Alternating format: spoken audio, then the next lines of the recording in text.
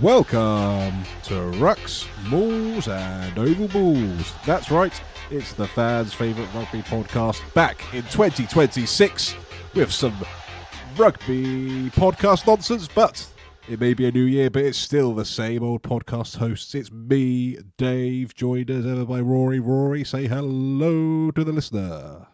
Hello, listener. Thank Hello. you. Thank you for keeping Hello, the theme. David. Hello. How are you? How's 2026 treating you? Well, we'll probably get into some of that quite early on in the podcast. I would think that it's a new year, new opportunities, new reasons to love this sport for all the ups and downs that it brings. Yeah, why do I feel there's a little bit of sarcasm there somewhere, Rory? Well, I'm sure we'll dig into that a little bit. We'll dig into it at some point. How are you, David? I'm okay. I'm doing very well. Got a little bit of a cold, but it's that time of year. I'm feeling utterly optimistic about the sport that we like to talk about myself personally, so I can't wait to keep talking about it for forever and always. Yeah. But obviously, how was your Christmas and New Year? Because obviously we did the old pre-release of our special and things like that, so we haven't had a chance to talk for a couple of weeks. No, this is the first time. Well, Happy New Year, of course. Oh yeah, Happy New Year. Lovely. Fairly relaxed. Some eat, drink, and be merry kind of attitude to Very good. to a lot of it. A bit of a trip up to York for New Year, which is very nice, very festive. But no, all very good. So you get progressively less wild the older I get. I'm finding. How about yourself? That's a trend you'll learn to love. Yeah, very similar. Eat, drink, be merry. My dog started having his own bum problems. It was my turn last year. He rung in the new year of his own, so that's good fun. Bum problems, duh. No, dog. I said dog. So yeah, that was fun for everyone involved. But yeah, good times had by all. Nothing, as you say, you get a bit older. It feels a bit less wilder. But I appreciate the earlier nights and the longer lay-ins, so I ain't complaining. However, less about us. We've got a podcast to do, Rory. And we'll start off with doing a couple of bits of news. Nothing major, nothing too jaw-dropping, just a couple of things that I've picked out that we can talk about. We'll dig in to round 9 of the Prem. I know we could go back a bit and talk about round 8, which we haven't had a chance to talk about. But, in the world of rugby podcasts, that's basically a decade ago. We'll do some predictions for the Champions Cup that is running around next week. I think that'll be us for this podcast. So hopefully, listeners, you're buckled in for another trailblazing podcast from Rucks, Balls, Over Balls. Should we get into it, Rory? Let's dive straight in. So news-wise, I think the main thing that I've seen picked up this week is we're starting to see the ramping up of the great big Newcastle Red Bulls transfer machine.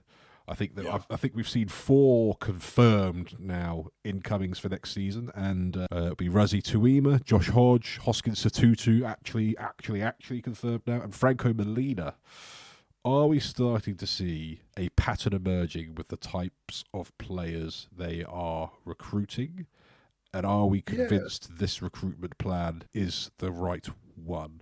Yeah, I mean, I think if you add into that Benitez Cruz and Tom Christie as a whole recruitment group, I know there was some, you could obviously add a few more into there, but I would say those two are the previous sort of more headline signings that they've had.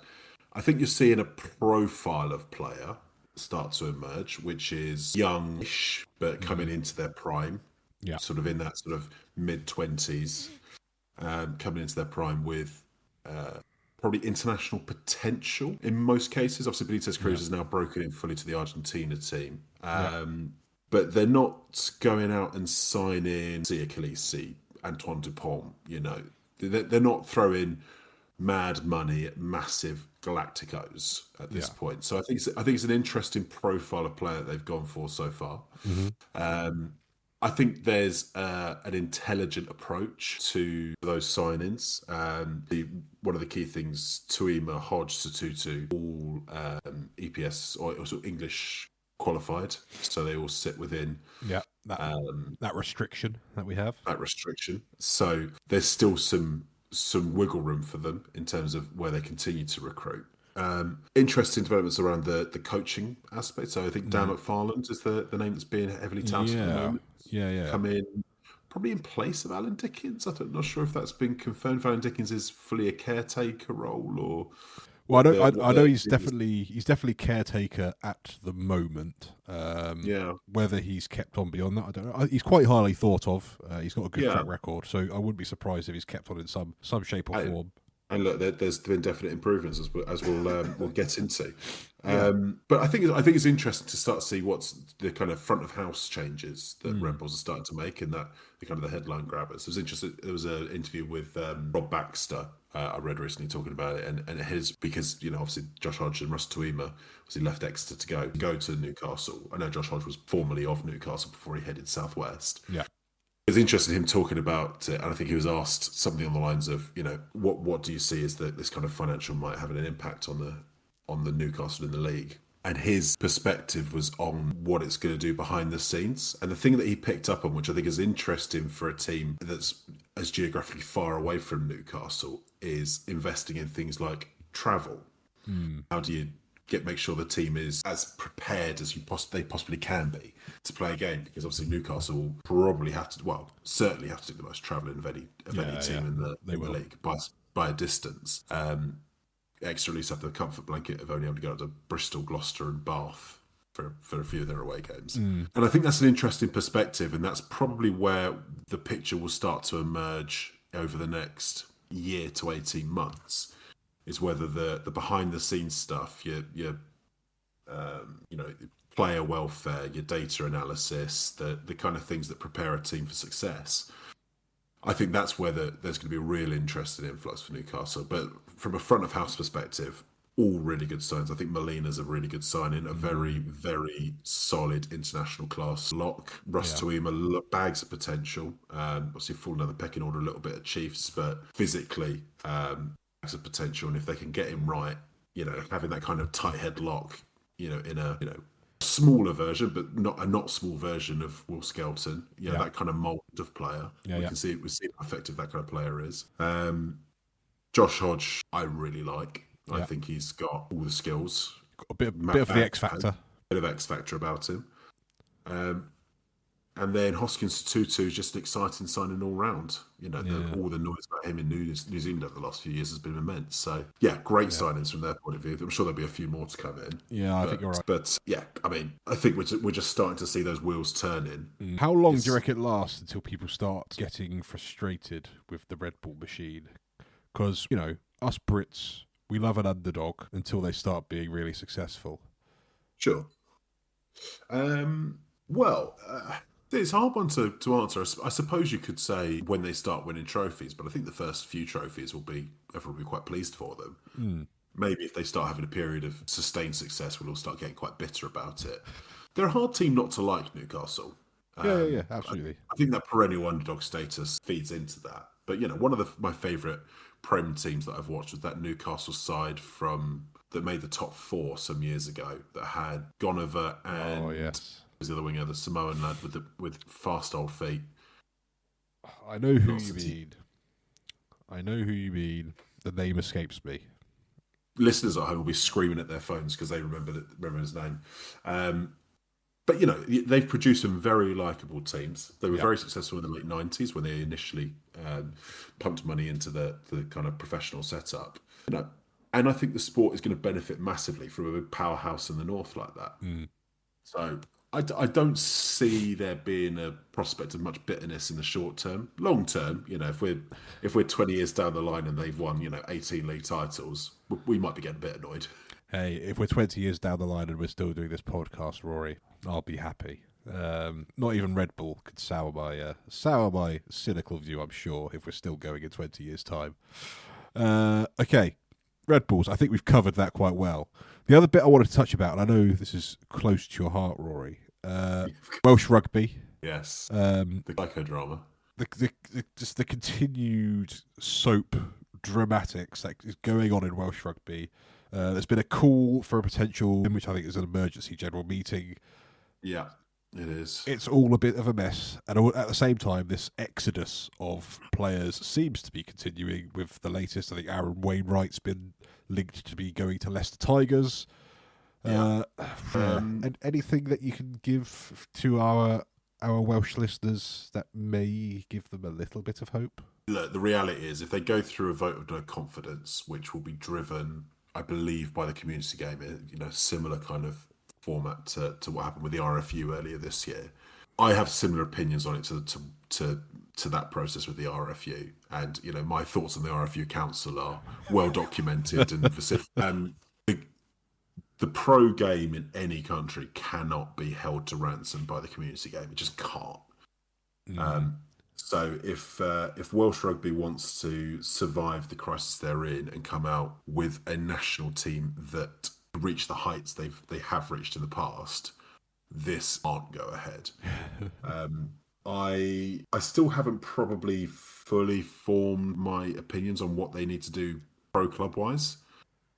There's the nuclear option of they tank the pro clubs and go for an Argentinian style setup, just have a semi-pro league, right? Yeah, and then all their top players go and play wherever they want, wherever else. Yeah, that would be the nuclear option. Yeah, but it's served Argentina very well. It has. I'm not sure it will serve the Principality as a business model very well. No, I probably wouldn't. It's a mess, isn't it? I mean, I'd love to give some hope to the Welsh listeners. Anyone who listened last week, I was at pains to try and not stick the boot in. Yeah. Did you see that Prem Rugby Welsh 15 that they flashed up on the telly on one of the games? I think if you were to put all the Welsh players in the Prem against the Welsh national team, the Prem Welsh team is probably the better one on paper now. You see, a lot of it is crossover between the two, but I mean, to be fair, a lot of them play for Gloucester, so they might not be great form. I think a few of them are hoping that form doesn't continue to next year. No, surely Gloucester's form can't hinder Jack Morgan. Surely, you would hope so. Let's not put it past us. I can't wait to get into our first game. Okay, basically, there is no glimmer of hope for Welsh rugby. I'm afraid I'm grappling for one, but I'm afraid I don't have one for you. So we ended 2025 with Welsh rugby, WRU being on our fallers list and just being generally in a bad place, and we've started 2026. Maybe there was room at the bottom. It turns out you could get lower. Yeah, there was room below the depths they'd already sunk. Yeah. Okay. Well, let's not kick them even more when they're down. Let's move on. The other thing I wanted to talk, it was announced the middle of December last month, but I completely missed it. And I wanted to get your thoughts on it because it's always an interesting one, these trials that they're doing. And it's the tackle height trial they're doing at this year's World Rugby Under-20s in Georgia. And they've stated the boundary is going to be any tackle above the sternum is outlawed. Yeah. So I'm actually subject to this law. Yes. At the moment. How are you? Do you think this is the way forward, or do you think it's just further greying of an already grey area? Look, I mean, from my point of view, it's been a little difficult to navigate at times, but I'm much less mobile and flexible than professional rugby players, so I'm probably not the benchmark for whether a player can always reach below the sternum. Older heads will tell you that they always tackled around the waist and around the legs in them olden days in the amateur era.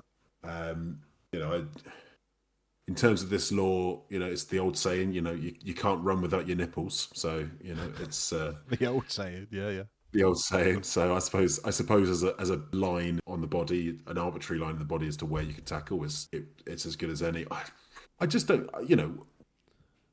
if I'm honest, my gut feel is you're going to end up with a lot of TMO intervention. Oh, good. Where they put the ruler up against the player to see how far up the body they've tackled. So was that above the sternum? So where's his sternum start? I think that's the thing I'm not looking forward to. And you get there's some interesting body shapes in rugby. Like, is Jamie George's sternum in the same place as Harry Randall's sternum? Look, if they look, technically speaking, Jamie George and Harry Randall were the same species, but they couldn't look much more different. No, they couldn't. It's an interesting one. We'll see how it fares. I don't think it works. I think I could see them pushing it through. Oh, I don't think it I think it's coming. I don't think there's no two ways about it. They'll find some way to say this has been a success. I'm sure of it. But for those who are vertically blessed, this is just the writing on the wall, really. It just gets harder and harder to get lower and lower, and I bet they have to take up yoga or give up rugby. You are start framing the boots now, then, Rory. But okay, we'll see how that one fares. Obviously, that's World Under-20s, which will be taking place in the summer. So we've got a little while yet till we see how that plays out in that competition. And obviously, those of you who are playing in the grassroots at the moment, you all know all about it all too well. But obviously, it's always interesting when it's played out at a world competition format. But we're going to dig into the Prem. We're going to dig into round 9. And we're going to start off. No, I don't want to. We are starting off. To talk about it, David. We're starting off up at Kingston Park. The Newcastle Red Bulls searching for their first victory in over a year. Oh, and they found it. Up against Gloucester.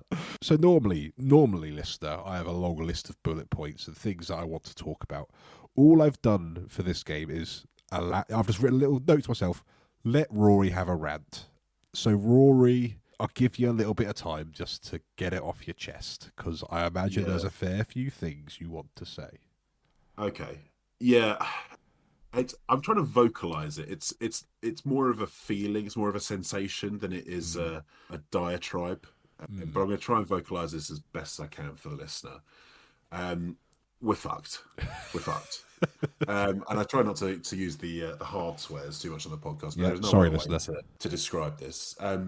We're in a tough spot already. We were going in a tough spot when I saw the original lineup, and some lad called Will Crane was playing at hooker, who is on loan from Hartbury apparently. That's the best we could do at short notice. Turned up on Monday. 50% success rate of the lineouts. I mean, to be fair, that's about pretty much standard. Average. Yeah, that's pretty much average for our season anyway. So, but God love it. And I'm not going to stick the boot in on Will Crane. No. Because I don't know. I don't even know who the lad on the bench was. I don't have a first name. I don't have a backstory. I don't know who he is. Knowles. George Knowles. That's all I've got as well. Probably on loan from Hartbury as well. I mean, I don't know. Yeah. Turn up on a Monday. It was always going to be tough for him, and our line-out is functioning badly this season already. So I'm not going to stick the boot on it, because he was on a hide into nothing in this game, and he's a championship player, and he was maybe the best option we could find to get a championship player in for that week. But Will Crane is a championship player. Yeah. And that showed in this game. At points it was farcical. Thomas Williams pulling out on the day of the game with a dead leg. So we're playing Mikey Austin, who we picked up from Hartbury over the summer to be our choice player. Again, I don't know who our sub scrum is. I think he's from the under-18s. Reece Price or something. Yeah, another one I haven't got a great deal on. Yeah, Normally I've got more to give you, but on those two, I really haven't. No. Gloucester fans don't know who he was. I've never heard of him. I don't know. We got Will Knight at 30, who's a really good prospect, and I really like the look of what Will Knight's going to be. I think he's 19 though, 18, 19. Yeah, exactly. Yeah, let's put that in perspective. Got Jack Cotgreave on one wing, who has shown real promise at times, but again, he's 19, I think. Yeah, 18, 19. Dion Gwynn at 6, who again looks a really good prospect. I like the look of a lot of what he's about, but I don't think he's 21 yet. Yeah, so I think so these are all the players that in other teams you would expect that they'll be getting their teeth into probably some Champ Nat 1 rugby on some dual registrations normally, and these are the starters for Gloucester at the moment in the Prem. So that's the injury crisis, right? Which we know Gloucester are having, and it's a real problem at the moment. And I don't know what. No one seems to have an answer for it or a solution to it, and there's nothing you can do about it at the moment. We've just got a problem. Ben Loader's out until basically the end of the season. Yeah, Will Joseph and Max Llewellyn may be back around the Six Nations time. We don't know. Seb Blake, who knows? Jack Innard, who knows? I mean, Jack Singleton obviously basically had a heart attack at the start of the season. I mean, it's just phenomenally bad luck on the injury front. And obviously, we wish them all well. We wish them all well. Look, and God knows we need them back. But all that aside, You know, you can forgive all that because those things can't be helped, right? And all that stuff. What can be helped is catching the bloody ball and throwing a half decent pass. It is ludicrous at times how bad our skills look. When you think back to last season and how good our skills looked at times, night and day. It's night and the moon. Those two totally different things. Rory, night and moon go hand in hand. Come on. Okay, you can do better than that. You can do better than that. Give me logic. It's night and stand. I don't know. It's so far apart from where we were last season. It's some of it is so inexplicable. Some of it is very explicable. And I'll explicate this very simply. Ross Byrne is shite. God, I'm going to have to put a warning on this week's podcast, aren't I, for explicit language? Yes, I'm afraid so. The man doesn't move. I mean, there's pivot 10. I don't mind a pivot 10. George Ford is a brilliant pivot 10. Yeah. Ross Byrne stands on a point and just spins round. There's no dynamism in the way he plays the game. Yeah, and ironically, he's the same in defence as well. Oh, useless in defence. His tackle, I've seen some of the stats you've been putting around. Yeah. His tackle success is embarrassingly bad. We look 1,000 times better once we had George Barton and Charlie Atkinson on the pitch. Ross Byrne was still there. But once you had those two on the pitch, running the game plan, we looked so much more dynamic. I can't understand. The only reason we're persisting with Ross Byrne is because obviously we're paying him a fortune. Yeah. And fair play, Ross Byrne's agent, you've sold us an absolute pup. Because how we thought this was going to work. I mean, and I fell for it. You know, I saw, 20-odd cap Ireland international playing for Leinster coming in at 10. I thought, brilliant. That's a good bit of business. Completely fell for it. Hook, line and sinker. He has been atrocious. But very few players came out of this game with any credibility. Ollie Thorley, who I love to death, and he's one of the most committed and exciting players I've seen in a Gloucester shirt since Sinbad. Yeah. That red card, you could see it a mile off as well. You could just see it as he was running up to him. I was on my chair going, no. Yeah. Because he just knew what was coming. And I mean, God, he split his own nose halfway across his own face. I mean, it's so dumb. It's so dumb. Seb Atkinson, I think partly because he's trying to shoulder too much of this team at the moment, but he is drowning under the pressure of this game. Yeah.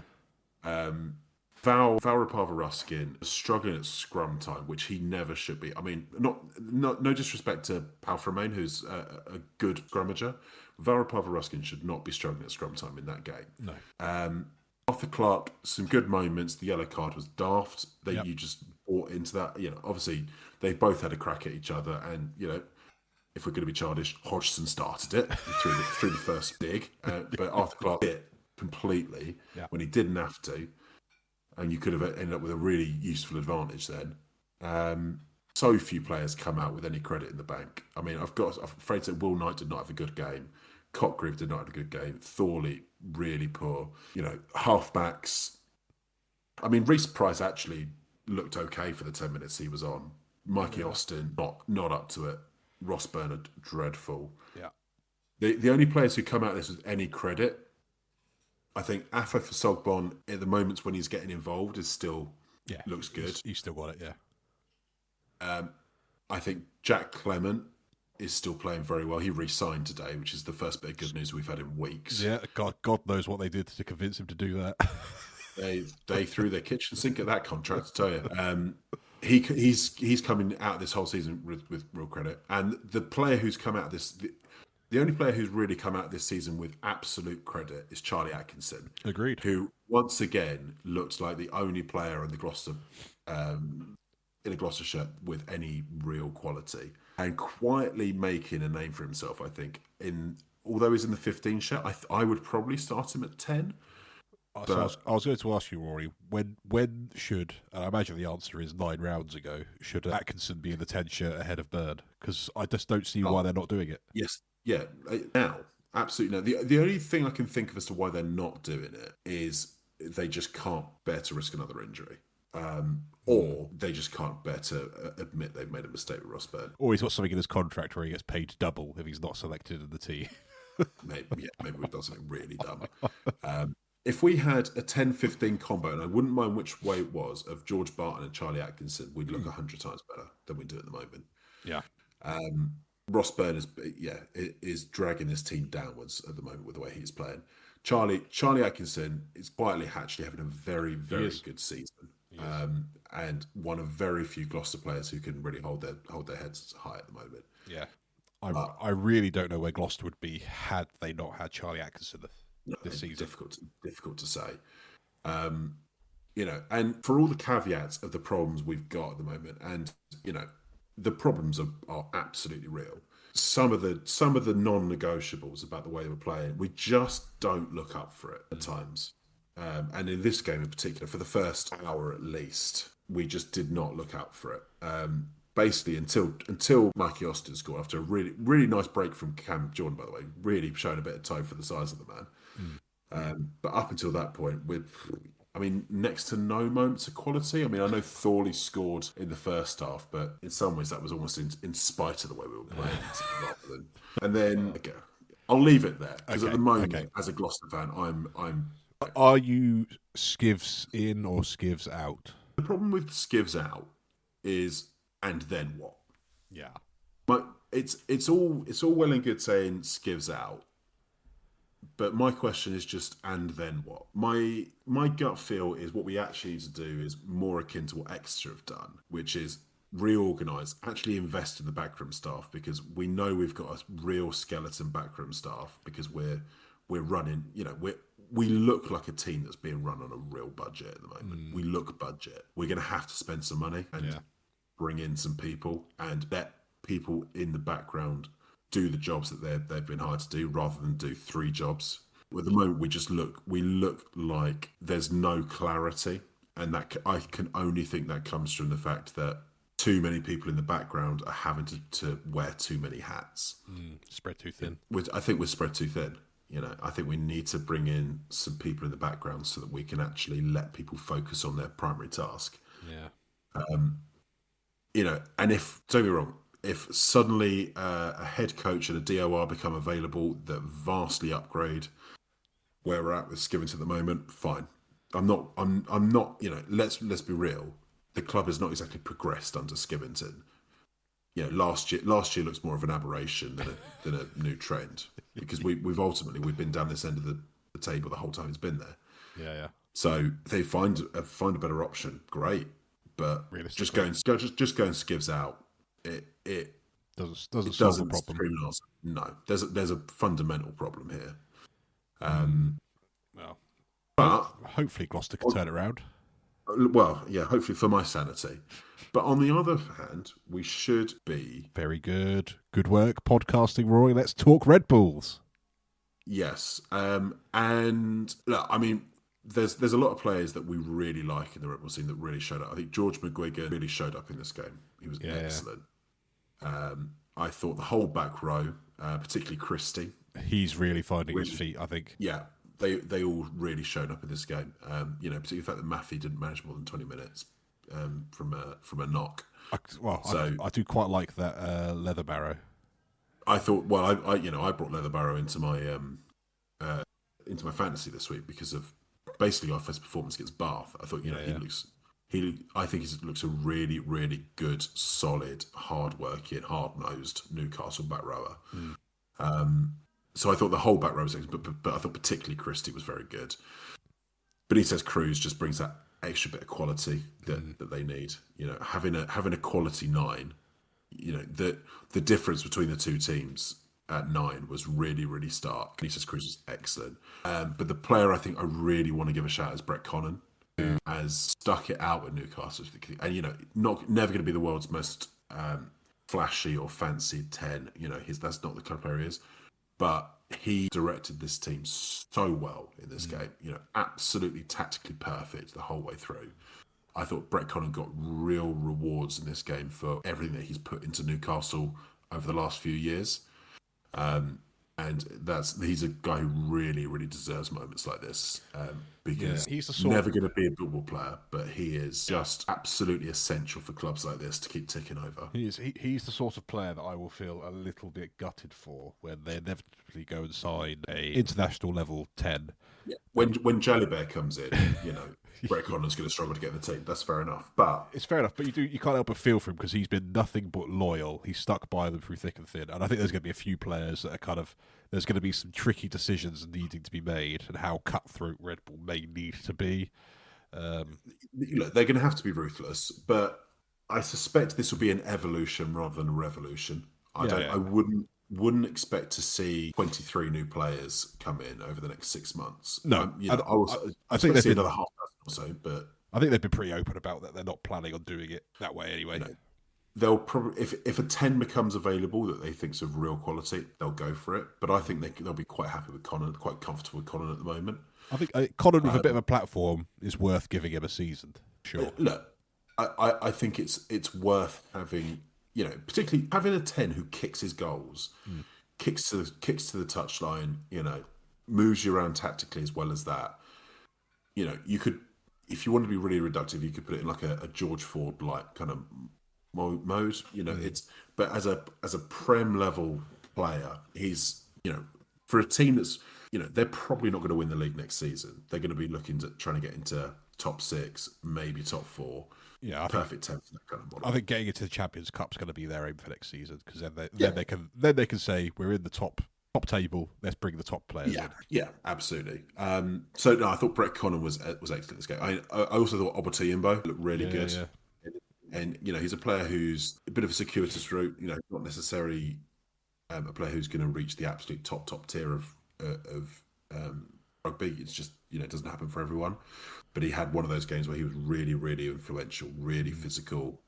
Involved a lot. So no, look, Newcastle absolutely deserve their flowers, and it's been coming. I think Quins will be quite glad that they don't have to play them till May, when conditions may be a little bit more in Quins' favour. But I suspect there'll be a couple of teams that wouldn't fancy the trip to the northeast at the moment, if Newcastle start playing more in this fashion, because they looked good, admittedly, against a terrible team, but they looked looked like a team that knew what they were doing. They looked really motivated.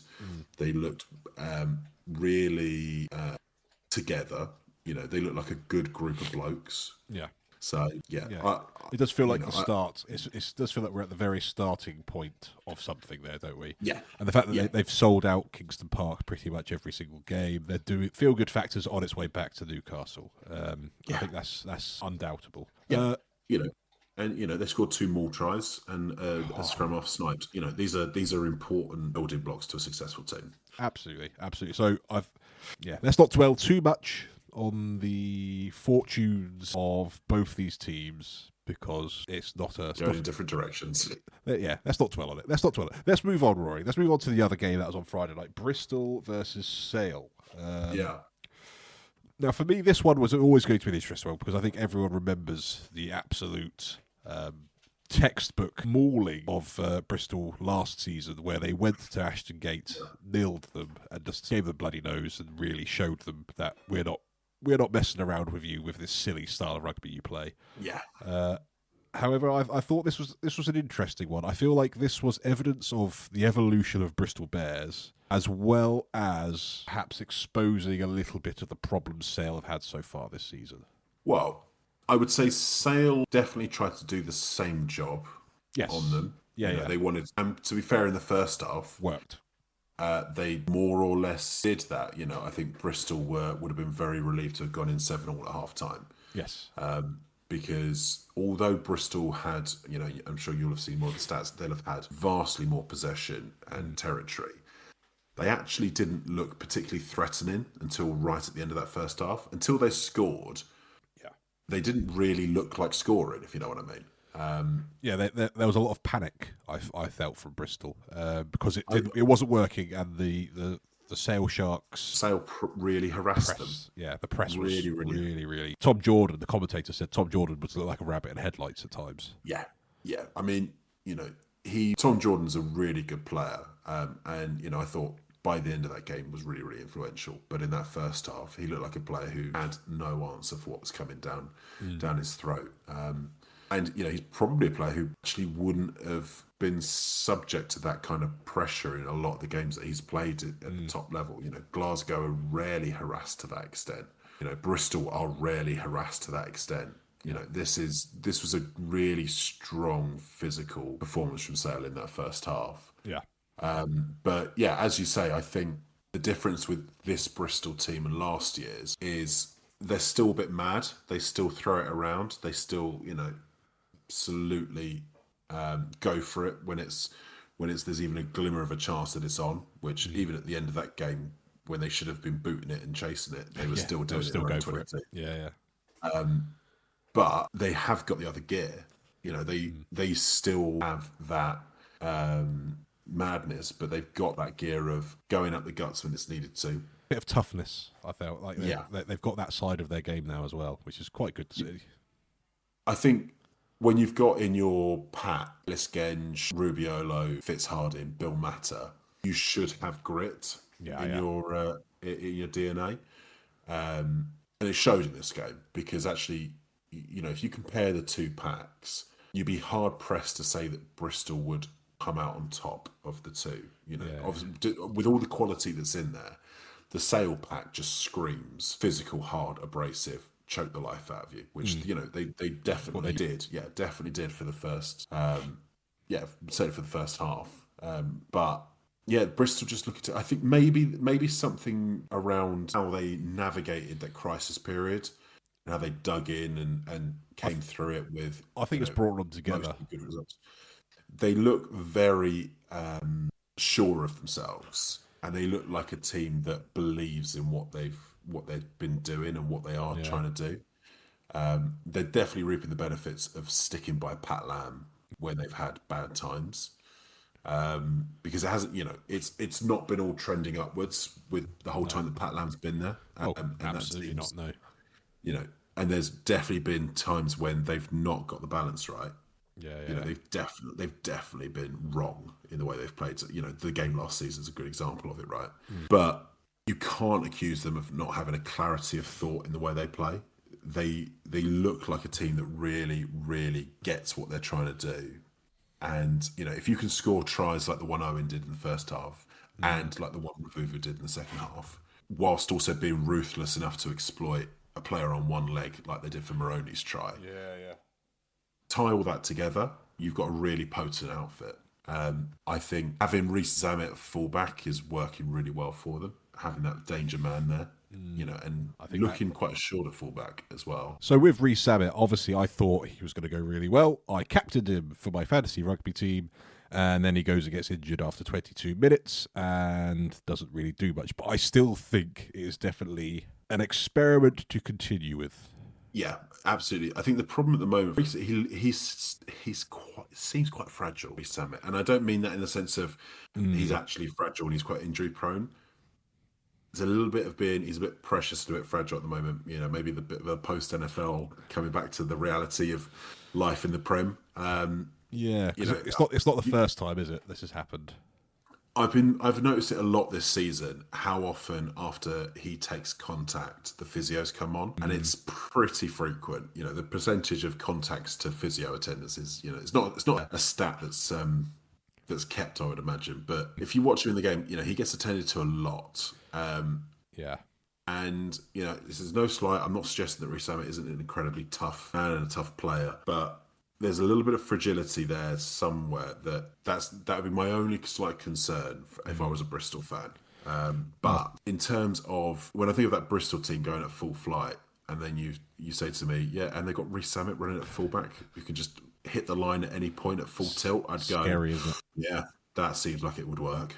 That definitely seems like it would work. Well, you can see why they've thrown a multi-year contract at him. Now he has to stick around for Rugby 360 to come about in 2028. They've obviously decided, let's keep him a little while longer. Just think, they're still without Ibitoy. I know, scary. Going to come back at some point. AJ McGinty is still out. There's some good players to come back into that back line, and that back line could get scarier. Yeah. Yeah. So it's Rich Bristol. Lane, I think, is out. He came in and he's out again. It's an interesting one, Bristol, because obviously at the start of the season we kind of wrote them off because of the size of their squad, and with the injuries they got, we thought, well, I definitely thought they were on for hiding for nothing. And I'm happy to admit I've been wrong, and they've really ridden this injury wave a bit better than some other teams have. Yes. I think on sale, I don't think there was a great deal to write home about from a sale perspective. I think the main thing for me was there seemed to be only one man from an attacking perspective who seemed to be offering something a bit different, and that was Rafi Quirk. Yeah. But when he's playing as a winger. I mean, to be fair to him, he had to move to wing after 1 minute because poor Alex Wills got Bill mattered. No, but this is the week before. He lit up when it's the same thing they've had to do a couple of times because they've been bringing back Joe Carpenter. So Joe Carpenter only played 40 minutes last week. Gus Waugh comes on, Rafi Quirk moves to the wing, and he looks electric. Yeah. He's absolutely electric in open space. I would say don't discount his ability to do that from 9. I suspect at the moment he's suffering a little bit from the sale packs not really getting the upper hand in as many games as they should, given their abilities. But yeah, you give him the space and freedom from the back three. He is absolutely electric, and he was causing all kinds of trouble in this game. Until unfortunately he got injured, which again is a recurring problem for him. Really hope it's not a serious one. Hoping it was just a bang rather than anything too serious. Yeah, there was a big deal saying this was the first time he'd played three starts in a row since like 2021. Yeah, hopefully it's just a dead leg rather than a. It didn't look comfortable wherever it was. No, but he did at least walk off.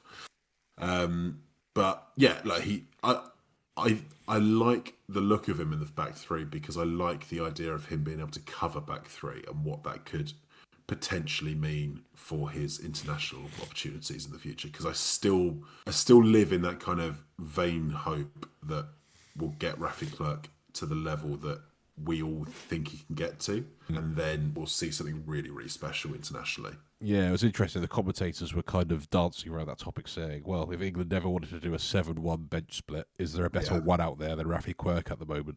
I mean, I don't think there's another scrum-half in England could do it, off the top of my head. I couldn't think of another one that you could do it comfortably. Yeah.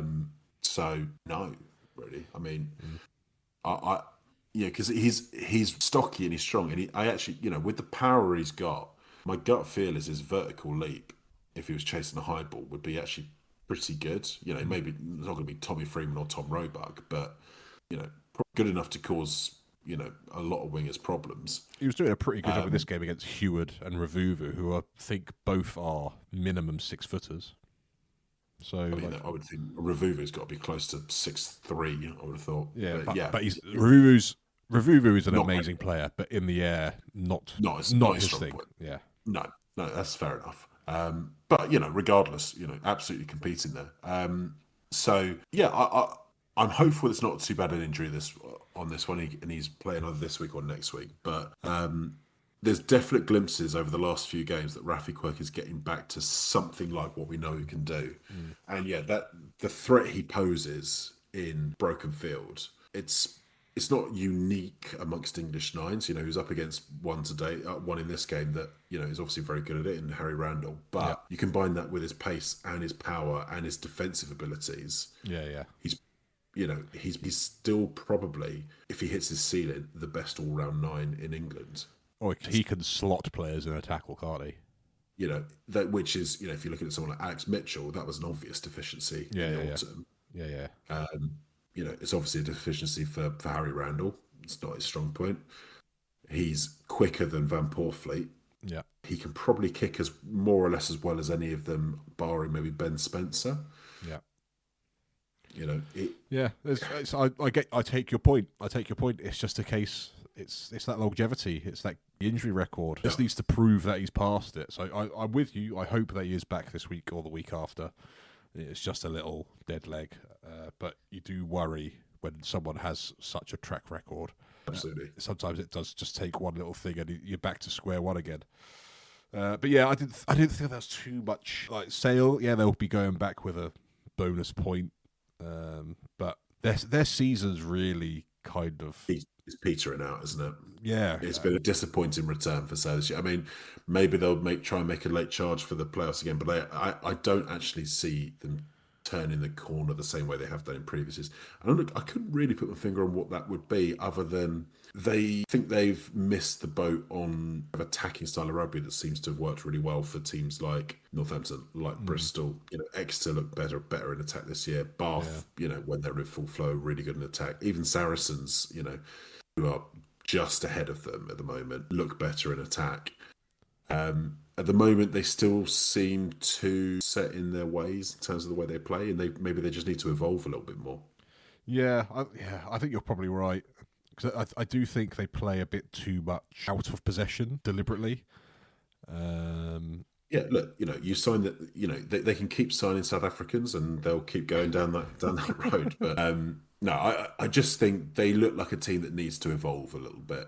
And you can't tell me they don't have the players to do it, because you've got a couple of Currys, you've got Jabulu, you've got Bevan Rhodes, you've got Ben Bamba. These are all players that are very good. Yeah. Well, and we know how good some of their backs are. Yeah, and they have the backing financially to do it. Yeah. If they wanted to go up a gear. Absolutely. So it will be interesting where they go next season. But I do think this season's maybe not a complete write-off, but it doesn't feel like... I'm not getting that feeling that, Sale are on the charge just yet. And we are. Well, we're 50% of the way through. So they're going to have to go some great guns if they're going to change that around. But Bristol keep surprising me, and they keep getting wins. So interesting to see how they fare rest of the season. But yeah, they won this one 19-17. Okay, let's move on. Bath versus Exeter.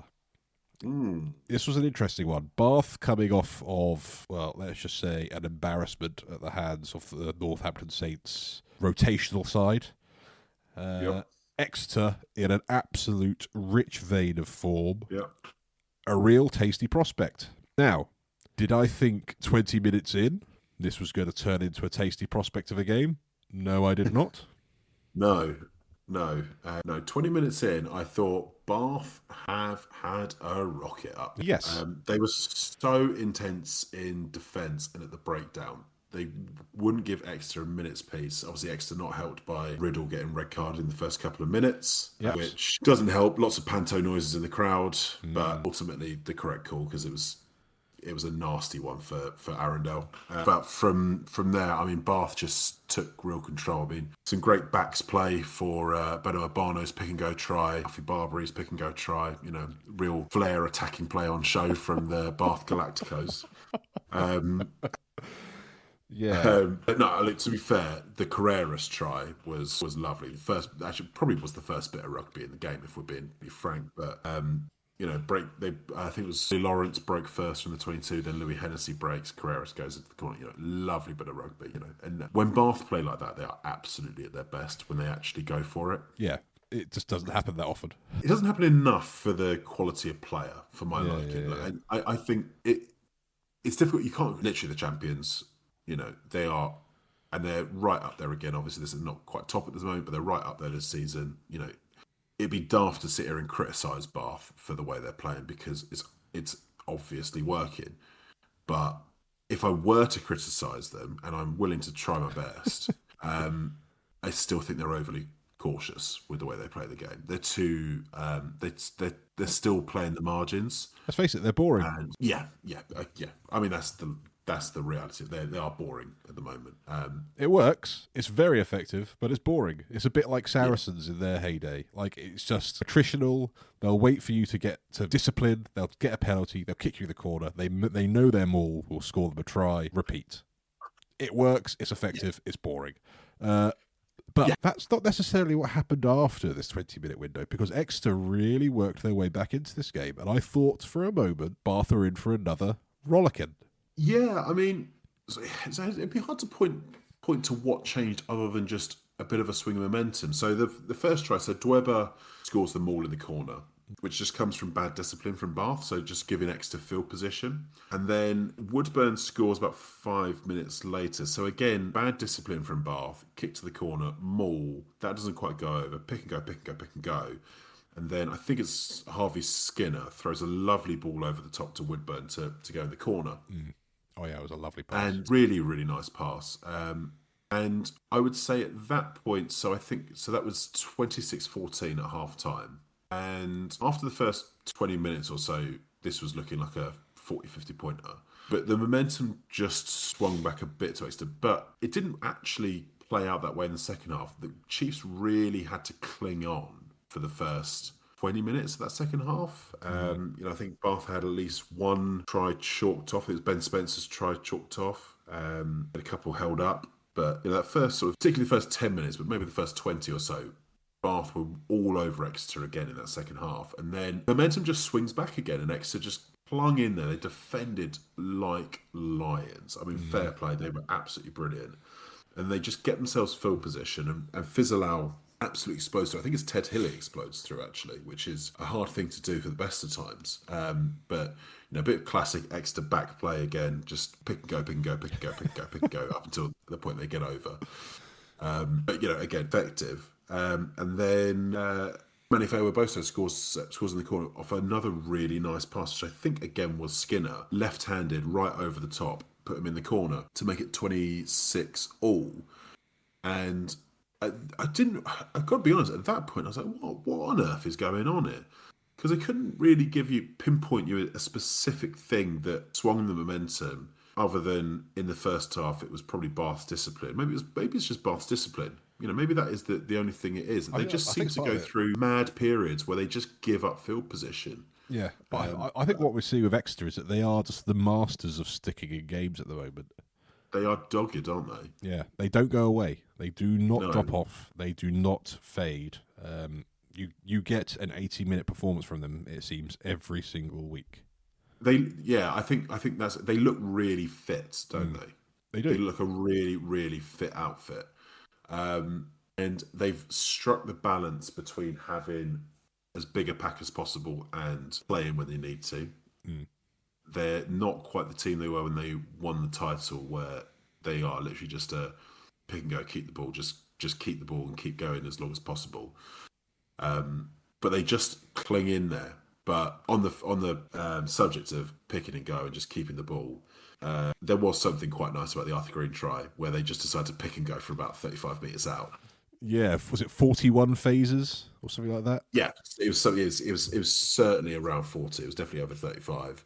It was around that 40 mark. I think the forwards just decided that they'd had enough of the backs trying and were going to do it themselves. And by God, they did. They got it done. And I think it would be sparing some Bathley blushes. If they'd given up that, it would have been serious question marks to lose two. Yeah, not panic stations. No, but there'd be an inquest into what was going on at Bath. But I'm still not 100% convinced, personally. Finn Russell still had another relatively subdued game. Yeah, he doesn't look right for me. I think the best they've looked recently is when they had Carreras at 10. If I'm being completely frank. Again, they just look constrained. I think it's similar to Sale. They look like a team that's constrained. They look like Sale, but with more overall quality. Yeah, I think that's fair. Look constrained as a team. I think what we saw last week is if you can respond to their power game or better it, they all of a sudden look ordinary. Yeah, and they can be run at. They're capable of very, very impressive defence, and they're capable of smashing the breakdown. But if you can win that physical collision and you can win the breakdown, they can be run at. I would say if I was Johan van Graan, I'd be concerned. Not that they're going to go into free fall, or they're not going to win as many games as you'd expect. They're still going to win the vast majority of the games for the rest of the season in the league. But if you have ambitions of retaining the title and challenging in Europe, that team at the moment to me looks like they haven't got what it takes to win, certainly in Europe. It'll be interesting how they fare in the next two rounds of the Champions Cup, because I don't, whether they get found out, I don't know. We'll see. I think Van Gran will be on them. I think we saw a little bit the first 20 minutes. They obviously had a little bit of a rollicking in the week. I don't think they would have had a lovely week this week. I think that rollicking may have continued. So No, it's something needs to change there, and I think I would say that Van Graan's probably got to take the shackles off a little bit, but that's my I that know would be my assessment of it. But a lot of Bath fans are pointing at the fact that they've lost Lee Blackett to the England setup. and that's understandable. I can see why that'd be a problem. And there's some chat from the Quins CEO this week complaining about the Welsh Rugby Union taking Danny Wilson. And basically complaints about unions poaching coaches right before the start of the season. And that's fair enough, particularly the Quins case when it happened literally on the day of the start of the season. So I understand that. But there's too much quality in that side for that to be. You've literally got a 10 who's widely regarded as the best attacking 10 in the world, certainly amongst the best. So not sure how much it washes with me. Yeah, you'd think they'd still be able to pull something entertaining together, wouldn't you? But they still won the game, 33-26. What I would say is Poku Gyamfi, someone's put him on the fitness program since last year's under-20s. He looks like a player who's ready to make the step up. He did. I didn't see. There wasn't much of him ball in hand, which I was interested to see because he could be a very, very big ball carrier for them. But you can see his presence in defence and his role in the maul, which we all know Bath love them all. Very, very influential. So it'll be interesting to see how much more game time he gets this season. Something about these young Italians coming through that are really quite exciting. Well, let me not stop you from getting onto that kind of subject any longer. Next game, please. North got out of jail in this one, so the late Arthur Green try, ensuring they win 33-26. A real get out of jail free at that point, having given up a 4-try lead initially. Yeah. And look, David is positively fizzing in his chair. So I'm just going to take a back seat for a few minutes and just let him opine about Northampton Saints. No, let's be realistic here, Rory. First 10 minutes, Harlequins 7-0 up. They were looking good. Northampton was struggling to put things together. No, you're right. Quins won the first 10 minutes. Quins won the first 10 minutes. Brilliant try from Cassius Cleves, if I remember right. It was a lovely try. Lovely try. And I thought, oh, here we go. Thankfully, my pure just trust in the process that Northampton know what they are doing. They were luring Harlequins into a false sense of security. It was all deliberate. They were making them think that they had a chance in this game, but they didn't because they were blown out of the water by, I'm going to say it, Rory, the most exciting team in Prem Rugby at the moment. Hard to argue against, I'd like to think. I think it, look, excitement comes in many forms. In many ways, it's quite exciting to see how bad your team's going to be every week when they play. But that's just life as a Gloucester fan. But yes, no. In terms of pure entertainment value, I have to say I watched this game, and let's be frank. Quins are also in free fall at the moment, and they were rubbish in this game. And I've spoken to a few Quins fans since, and I've seen quite a bit of the discourse. Have you seen the club statement that came out? I've seen the open letter. Yes, yeah. Hot on the heels of Gloucester's open letter. ChatGPT, give me a letter that doesn't commit or change anything, but sounds like we're doing something. Yeah. Let's we're going to take strong action and really think about this and put a plan in place and trust the process. Yeah, absolutely. Quins are really poor in this, but I can't argue with Saints being the most entertaining team in the league at the moment because, my goodness, that backline is something else. I know that. So Austin Healey was going on about this bizarre notion that it's the Toulouse of the Prem. Like I'm not that delusional and one-eyed. I'm not going to start sitting and say that Northampton Saints all of a sudden are now Toulouse. But the way that that backline unit works, the way it is, and we saw it because it had to be interchangeable with Fraser Dingwall's injury going off. It's almost a bit Toulouse-like in that. It's the next cab off the rank. You step in as the system doesn't change. They all sing off the same hymn sheet. They all know what they need to do. The structure doesn't change, and it works. And I love it.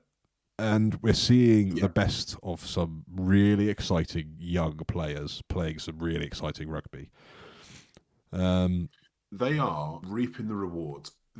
the fortunes of these two sides, I think the Saints and Quins as a parallel are a really interesting compare and contrast, right? Quins obviously billed as the great entertainers, and the 2021 title winning side was phenomenal to watch, right? So exciting. As clubs, these are two case studies in what happens when one club has absolute clarity of thought and planning and has thought in the long term, how do we develop this into a consistent, successful side? Starts going all the way back to Chris Boyd, wasn't it? It was the Kiwi.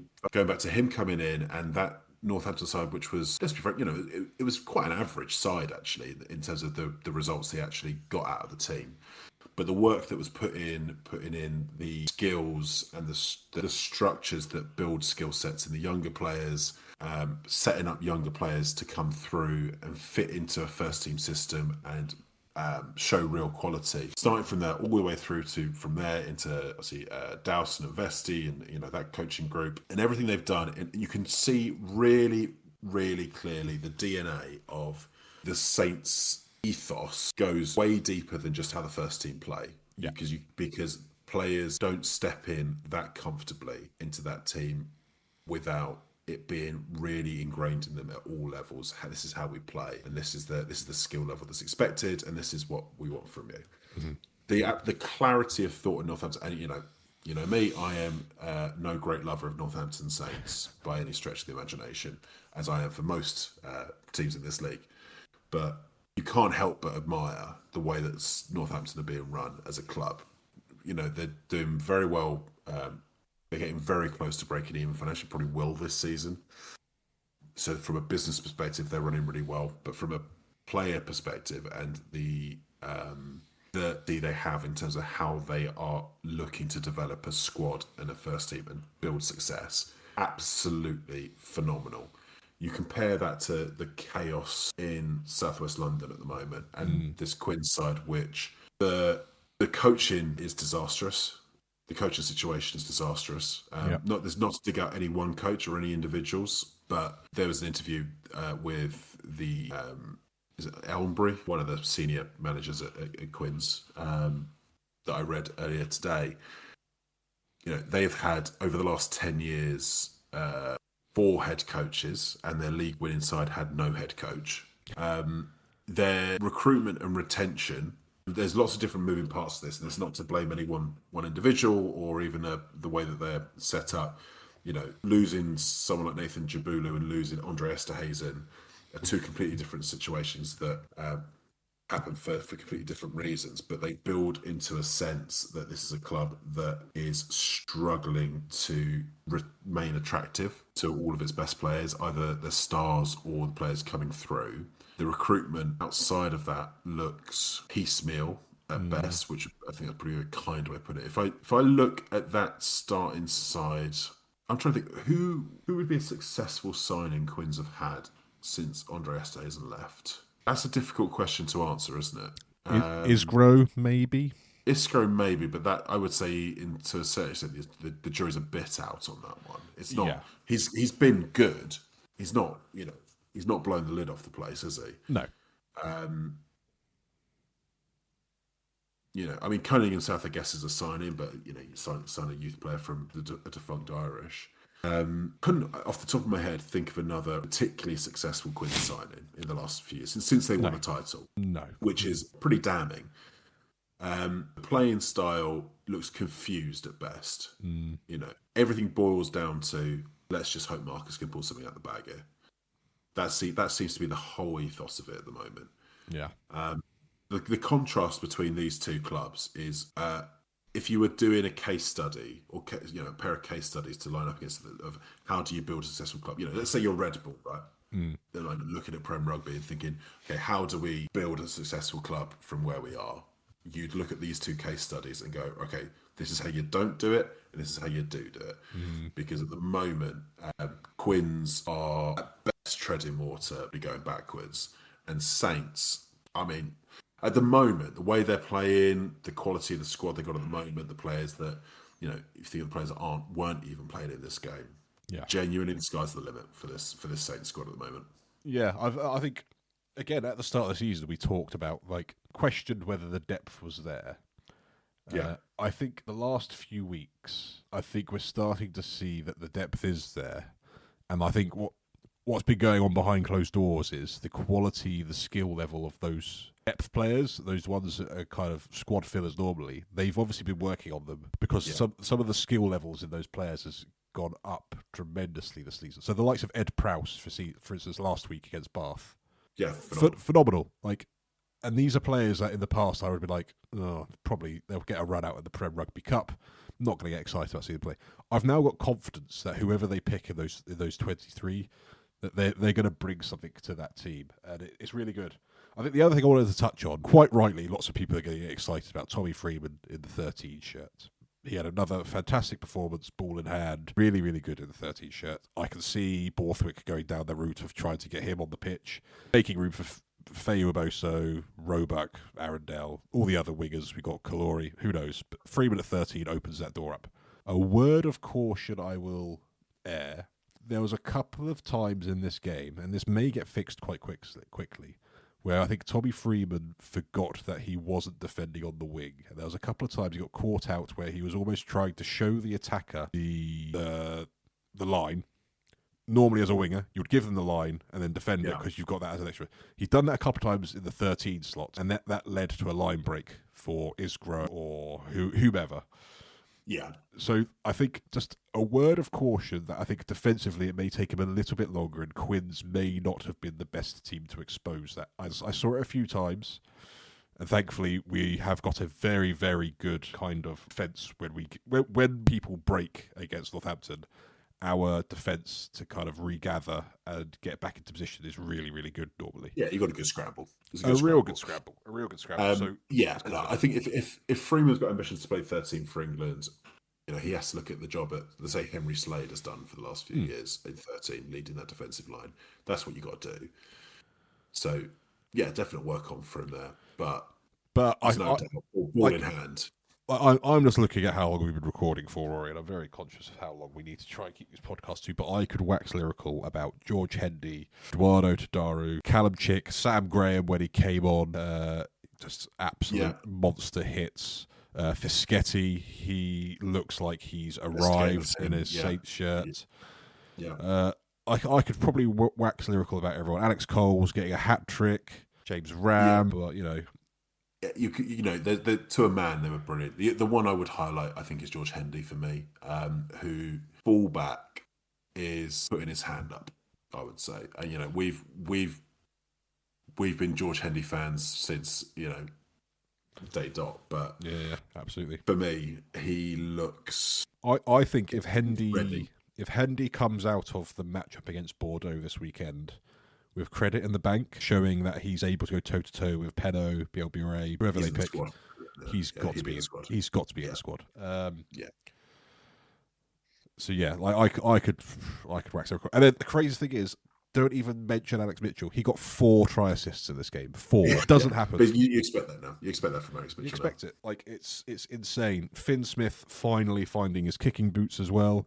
Hopefully start to see him climb up the kicking accuracy charts, because he's been floundering this season, unfortunately. To think that he's still like 5th or 4th or 5th in the points charts, and he's missed 40% of his kicks. So imagine how high he may have been.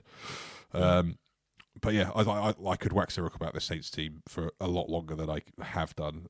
Quins, Don Brandt. I'm sure they're glad Don Brandt's on his way back, but I don't think Don Brandt saves Quins. And very interesting, awkward moment in commentary in this game where Austin Healey was propagating for sacking their coach. It felt very uncomfortable. Not a fan. We spoke about it the other week with Mark, how commentators feel like they're getting too involved and saying things like that about refs. I don't think commentators should be calling for people's jobs, especially when you are, so richly linked with one of their rivals. Yeah, what I would say for people who call for people's jobs in this sport, this isn't like football. No one's on. If you get sacked, you're on where you could always just retire money. This is, people losing their jobs in this sport. It's genuinely affects them, affects their family. You know, they might have to move, they might have to move their kids, they might have to, you know, the kids might have to move school, you know, all that kind of stuff. It's, you know, calling for people to get sacked shouldn't be something to be taken lightly. No, and a commentator really shouldn't be doing that, in my opinion. So should do better, but I'm not surprised it's come from who it was. But we'll move on. We'll move on. Next game, Leicester Tigers versus Saracens. Interesting matchup. Two of the more kind of storied teams of the last 10, 15 years or so. Going toe-to-toe. Tigers seemingly on the up. Sarries seemingly on the stall. Kind of stalling a little bit, I'd say. And I think that played out in this game. I think that played out, yeah. So to throw it out, you know, so Tigers won this 36-28, and you could be forgiven on the face of it for thinking, that was quite a tight game. It actually wasn't. Tigers were by far the better side in this game. And I would say for the first 50 minutes at least, certainly the first half, they absolutely battered Saracens. Absolutely battered them. There's a lot of players. I thought Adam Radwan had a really good game. Loved his finish for his try. Just a big, massive gymnast. Very typical that I take him out my fantasy team after a few weeks of not doing too much, and then he goes and gets a couple of tries and some monster meters. Such is the perils of fantasy rugby. I chose Arundel over Feo Boso. That was a bad choice. We all make mistakes. But so Adam Radwan was phenomenal in this game. I thought Freddie Stewart had another really good game on top of what has proved to be a really, really good season all round. Joe Hayes, I thought, was great in this game. Both sides of the ball. Scored a nice try, or finishing off a really nice try. They got breaks from... who scored it? Chesham got a nice break, and then Will Wand off the back of that. But for me, this performance was driven by one man. That's Billy Searle, who once again was brilliant. And you know, the hype is real. Billy Searle's brilliant. Yeah. Like the more I watch him, the more I'm impressed by him. And I do like that. You know, he got a bloody nose in this game. Yeah, he got into a couple of scuffles. Like he's there for the physical side of things as well. Like, he is scrappy. He's a scrappy player. I like it. And it takes a lot for me to say that about a Leicester Tigers player. But you got credit where credit's due, and he's got one hell of a boot on him. Like, his kicking accuracy is insane. Like he's missed like 2 kicks all season. Yeah, he's been an absolute sensation for them this season. Yeah, in the face of, you know, competition. You know, Orlando Bailey's been shifted to 12, and he was, if not the marquee centre, you know, he's the up and coming 10 that they signed to understudy James O'Connor. James O'Connor, I presume, is injured. He's nowhere near the squad at the moment. Yeah. Billy Searle has been superb all season for Tigers, and if Tigers are going to make a run at the title, which, you know, they're there or thereabouts at the moment, he's the one who's going to steer him there, because he was fabulous once again. Yeah. He does seem to be behind everything that's good. Like he's got a really good eye for a gap, and he makes some really good breaks. He's got some good distribution. He usually makes the right decisions at the right time. It's all his grubber for Radwan's try. The grubber kick, so the break and grubber before Elliot Daly absolutely slots him off the ball, which I loved, by the way. Yeah. I love those hits. It's an absolute stonewall yellow card, but I still love it. Lovely drop of the shoulder, right at the sternum. It's legal. Sternum, it's legal. Absolutely. But, you know, that break and grubber kick was just perfect for Radwan. I thought it was great, and you're right. He absolutely pulled the string. So it was another grubber for Stewart's try as well, wasn't it? Yeah. Nice little deft kick as well. He's just got great skills. Yeah. Like, fair play. And I think he's a left footer as well. I think he is. Yeah, which is just always lovely. Always lovely. Also, I want to give a little shout out, because I think last couple of weeks he's kind of been emerging, and Leicester seem to be quite good at this in recent times, of just pulling a player out of their academy. And it turns out they're pretty good. Sam Williams, their flanker. He seems like an interesting prospect. Yeah, he's not one I know a lot about. I've not seen him before, but he looks very like effective. He looks like a very Leicester player. He's there for the dirty stuff. He's there for the nitty gritty. Yeah, and he gets stuck in. He makes he's one of those sevens that will tackle everything that's moved. He's obviously going to be a bit of a jackal threat. Bit of a penalty magnet, but what seven isn't these days? I'll be honest. For a lot of the game, I thought it was Tommy Raffel. Well, that's a compliment more than anything else. But yeah, it was Sam Williams. So early little shout out for him. Whether he can carry on getting game time for Leicester, be interesting. He could be an outside name involved and breakthrough player for the Prem season, maybe if he keeps getting game time. We'll see. Yeah. On Saracens though, something still doesn't feel right. It isn't right there, is it? Tom Willis kept very quiet in the game, which is credit to Tigers' defence, really. But he was kept very, very quiet in this one.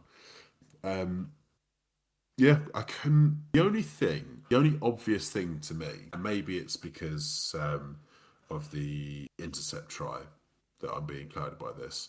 Van Zyl, to me, is a weak link in that team. I know he's in a classic Saracens mould. He's that kind of 9 you want, but I can't help but think they'd look heaps better if they just picked Bracken. I've been quite critical of Van Zyl for a couple of years now. I think he's got a good box kicker. That's about it. Yeah, it's no surprise that they've gone and tried to capture the player of the season last year, the best scrum half in 2024, 2025 in old Thomas. It's no surprise that's who they've targeted, because I think they recognise that. I was surprised when I saw an interview. I can't remember who it was, but they were talking about how they're really excited about their scrum half options for next season, because it seems to suggest that Van Zyl's going to still be there. Yeah, that's what it sounded like. I hope their depth chart, if we're going to use like an Americanism, would be Thomas, Charlie Bracken, and Van Zyl as the just in caser. I would have thought so. Because Charlie Bracken's the one to back for the future, for sure, 100%. Like his distribution, when he came on, his distribution, his pass is lightning fast. It's got that zip to it that some players just have, and he's got it. So he's the horse. His speed off the ball.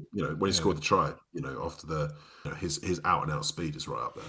Yeah. So whether Van Zyl is just a bit pedestrian for this kind of game that Saracens are trying to implement, and it just doesn't work. I just thought he wasn't very good. And I'd have to succumb to your previous assessment. Fergus Burke, flat as to deceive at 10. It's just, it's just quite average. It's not bad. He's not bad. And every now and then he'll have a good game. And he can be exciting ball in hand. You can see why he was good in Super Rugby. Quick on his feet. He's got decent skills. He has got a bit of toe. But when it comes down to a game, when you're playing up against Leicester Tigers, Matty Elliott's Welford Road, and you're being smothered and you're being harried and harassed, and you've got, the likes of Cracknell and Chesham and Henderson and Blamire, just come bearing down on you. He's not that guy. He's not that guy.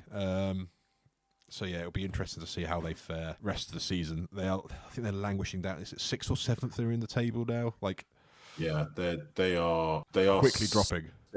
But yeah, so they've halfway through the season and they've lost more games than they've won. How often do you say that about Saracen sides? And they're 6th, but if we're being honest at the moment, they're a bit cut adrift. They're 4 points behind Tigers, who are in 5th. But it's Saints on 38, Bath on 36, Chiefs on 34, Bristol 33, Tigers 31. That top 5 looks like it's going to beat the top 5, and that's the fight. I think Saracens are best of the rest. I think Sale are best of the rest of the rest. Quins, Gloucester, and Newcastle fighting out for who's the worst. It does feel that way, doesn't it? It does feel like it's the league kind of split in half, quite literally. Yeah. But we're halfway through the season. All things can change, obviously. We've got 6 Nations. We've got the Champions Cup. Everything can change. So much to play for. Much to play for. Everything can change still, but it does feel like certainly those top 5, they're the ones to be watching. It's just a case of whether a Saracens or Sale can really turn things around, because I think that's what would be needed. And it's whether it's Saracens have scored the 3rd most points. They've scored nearly 3 less points than Bath. Saints are out on their own 3-4-7. Bath has scored 3-1-3. Saracens scored 3-1-0. And their defensive record's not bad. They've conceded, they're about where they are, fifth most points in the league. They've conceded less points than Saints. Their points difference is pretty good. It's 76. It's the 4th best. This is why they've got more bonus points than anyone. I think this is why it feels like a more recent check, because I think they started the season really strong. It seems like a recent development where they've kind of lost their way a little bit. It's just whether they can re-find it. It's almost as if they're capable of having a charge at it, but they are. It's almost as if it's from the point where Tom Willis was announced to be leaving for Bordeaux. That it almost feels like that's when it happened. That does feel significant now, doesn't it? Because he's still been amazing, but he's not been as amazing as we've been expecting. Like he's had a couple of games now where he's been shackled a little bit. Yeah, and do they look generally just a bit deflated? I know they've been missing Marrow in this kind of chunk of fixtures. Maybe. Yeah, Jamie George has been out a fair bit as well. Yeah, so maybe they've been missing their leaders more than we'll give credit to. But it's interesting. Again, it's just let's see how the season fares. But yeah, that's been round 9. Halfway point of the season, all to play for still for most teams. Maybe not those bottom 3 that you mentioned before. There's a wooden spoon to play for down there. There's a wooden spoon to play for, and I have a feeling it may not end up in Newcastle this year. Who knows? Before we say adieu and we bid our listener farewell, obviously this weekend coming, Champions Cup. We always love a Champions Cup weekend. We do. We'll do some quick fire predictions, Rory. I will run through them. You give me your on-the-spot predictions, and we'll just see how we do. Friday night, Cast at home to Bath. Bath, I think, will go full bore, and I think they'll win this, but it'll be tighter than you'd expect. Between 5 and 10? Yeah, I agree. Cast, hard place to go. They generally go great place to go and watch rugby, actually. If you ever get the chance to go watch rugby in Cast, to go and do it. Yeah. But at Bath, I think they have a point to prove, and I think you're right. The other Friday night game, Edinburgh against Gloucester.